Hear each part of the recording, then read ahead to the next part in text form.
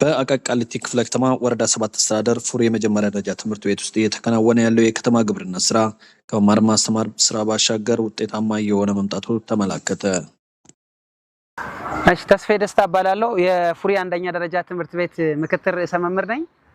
በዛሬው ዕለት አጠቃላይ የግቢያችንን ነባራዊ ሁኔታ ተቋማችን የፉሪ የመጀመሪያ ደረጃ ትምህርት ቤት በትምህርት ለትውልድ ስር ተቋማት በግሪን ሌጋሲ እንዲሁም ደግሞ የተለያዩ አትክልቶችን ከማዘጋጀት አንፃር ባለን ጠባብ ቦታ ላይ እንዴት ማምረት እንደምንችል የሚያሳይ የተወሰኑ ነገሮችን ገለጻ ለማድረግ ነው። ለምሳሌ ያህል በትምህርት ቤታችን በፉሪ አንደኛ ደረጃ ትምህርት ቤት የቡና ተክል አለ እንደምታዩት ማለት ነው። ቦታው በጣም ጠባብ ቢሆንም ማለት ነው በከተማ ውስጥ የቡና ተክል ተክለን በዚህ መልኩ ያፈራ ፍሬ ያለው ከሁለት ጊዜ በላይ ማለት ነው ወደ 30 እስከ 40 ኪሎ ያገኘንበት ጊዜ አለ። እንዲሁም ፓፓያዎች አሉ፣ በቆሎዎች አሉ፣ ነጭ ሽንኩርቶች አሉ። በተወሰነ ቦታ 300 በሚሆን ካሬ ቦታ ላይ የተለያዩ ቦታዎች ላይ በጣሳ በማድረግ በትምህርት ቤታችን ውስጥ የተለያዩ ተክሎችን በመትከል የሚበሉ እንዲሁም ደግሞ ለተማሪዎች ጥላ የሚሆኑ ብዙ ተክሎችን በትምህርት ቤት ውስጥ አዘጋጅተናል። ከዚህ ውጪ በታችኛው በኩል ከዚህኛው ከአዳራሹ ጀርባ ባለው ቦታ ላይ ደግሞ ሰፊ የቀይ ሽንኩርት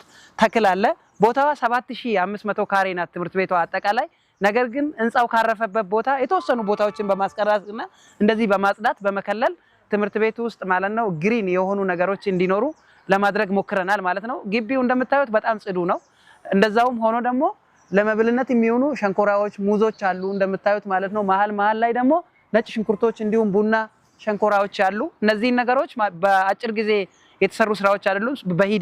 በሂደት ክረምትን ብቻ ጠብቀን ሳይሆን ግቢ ውስጥ ባለው ውሃም ማለት ነው እያበለጸግናቸው ነው። እንደምታዩት ደግሞ ያልደረሰ በቆሎ አነስተኛ ቢሆንም በተቋሙ ውስጥ ባለን ጠባብ ቦታዎች በሙሉ እየተጠቀምን እያመረትን እንገኛለን።